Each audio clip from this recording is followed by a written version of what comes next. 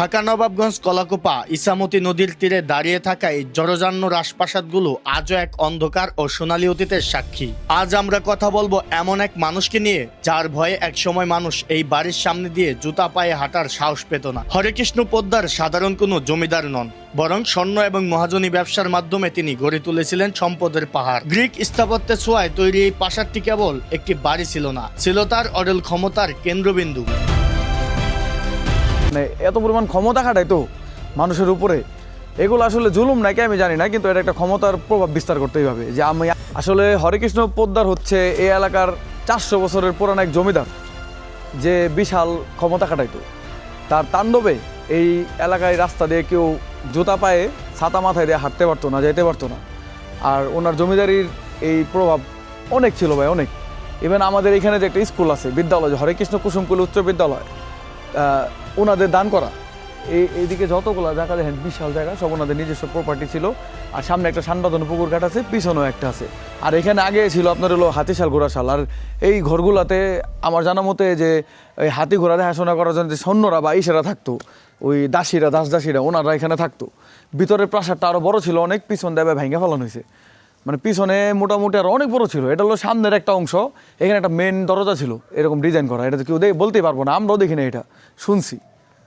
মানে অনেক কাহিনী আছে এটা নিয়ে। 400 বছরের পুরানো তো বুঝেন, এখন হলো ভূতের বাড়ি। ঢুকলে পরে বের হইতে পারবেন কিনা সন্দেহ। ভিতরে এমন কিছু জায়গা আছে যেখানে ঢুকলে ফিরে আসা মনে মুশকিল হয়ে যাবে হয়তো বা। মানুষ এটা বলে কারণ হচ্ছে, আর আমার জানার মতে এই বিল্ডিং একটা বিশাল পুরানো একটা সাপ আছে ভাই, দাঁড়িয়ালা। আমার এলাকার এমন কোনো মানুষ নেই যারা রাতে চলাফেরা করে ওনারা না দেখছে, যখন এই রোডের মধ্যে বসে এরকম মনে করেন যে বড় একটা মানে ফানা পাকা এরকম ভাবে বসে থাকে। কিন্তু এই পর্যন্ত কারো শুনি নাই কোনো ক্ষতি করছে। ওই সাপটা কিন্তু বিল্ডিংয়ের মধ্যে থাকে। আমি একদম ট্রু বি অনেস্ট আমি বলতেছি, কারণ আমার বাসা হলো এখানেই, আমি সবই জানি ভাই। যদি এই সাপের ইতিহাসও জানতে চান, এলাকায় একজন লোক আছে, ওনারা পাইলে সামনে এসে বলাইতে পারবো, উনি নিজে দেখছে। এখানে বেরি পাকায় বসে থাকে ভাই এরকম, কিন্তু এই পর্যন্ত কারো কোনো ক্ষতি করে নাই। আমরা বহুত খেলছি, এই বাসায় এখনও ঢুকবো, আল্লাহর মধ্যে কোনো ক্ষতি আমাদের হয় নাই। মানে ওই সাপটা দ্বারা যে একটা ক্ষতি হইব, একটা আতঙ্ক থাকে, কিন্তু ক্ষতি হয় নাই। কি ভয়ানক অন্ধকার ভিতরে, দর্শক দেখেন, যে কোনো সময় ভাঙে পড়তে পারে ভাই। রিক্স, জীবনে সবচেয়ে বড় রিক্স। এখানে আসাটা যদিও ঠিক নয়। দেখেন ভয়ঙ্কর একটা অবস্থা ভাই। ভিতরে কি যেন একটা সাউন্ড হচ্ছে, ভিতরে কিন্তু সাউন্ড হচ্ছে কি যেন একটা সাউন্ড হচ্ছে ভিতরে। তো আসি এখন, দেখতে পাচ্ছেন কিচির মিচির সাউন্ড আসতেছে। কোথায়? এখান থেকে ভিতরে ঢোকা যাবে না এখন? কি ভয়ঙ্কর একটা ব্যাপার। কালো একটা বিড়াল, কালো বিড়াল,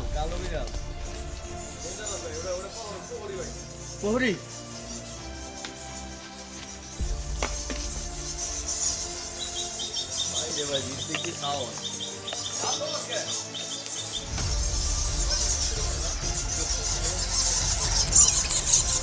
দেখেন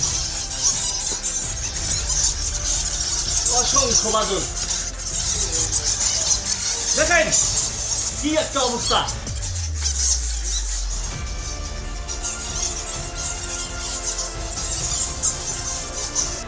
আরেকটা কক্ষে আমরা যাওয়ার চেষ্টা করতেছি। এখানে এই বিল্ডিংটা এখন ঢোকার চেষ্টা করব।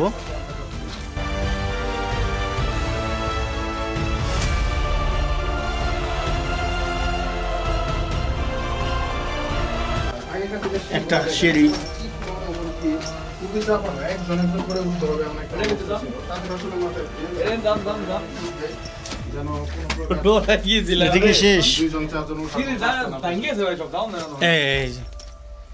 এখানে কি ভাই কোনো নেকড়ে কিংবা ভয়ঙ্কর কিছু আছে? সাপ? নিচে যে স্তূপগুলো দেখতে পাচ্ছেন, এগুলো হচ্ছে সব ভেঙে পড়েছে, ছাদ ভেঙে পড়েছে এখানে পড়ছে। আর আগেকার দিনে তো মনে করেন যে কোনো বিল্ডিং এর ছাদে কোনো রড ছিল না, তো এই বিল্ডিংগুলো আসলে দেয়ালের মতো। আর এই বিল্ডিং এর পাশেই থাকে একা, আপনি শুধু একাই থাকেন? এই নানি শুধু একাই বসবাস করে এই বিল্ডিং এর পাশেই। আগে এই ভবনে আপনি ছিলেন? এটা তো অনেক বছর ধরে, 50 বছর ধরে। 50 বছর ধরে? আপনি কি এই তিন মায়ের বিয়ে হয়ে গেছে, স্বামী মেয়ে পুরানো। আপনি বিল্ডিং এ যে থাকতেন আগে, মানে আপনি এই বিল্ডিং এর যে আপনি বংশ এর যে নবাব যে জমিদাররা ছিল তাদের বংশধর আপনি?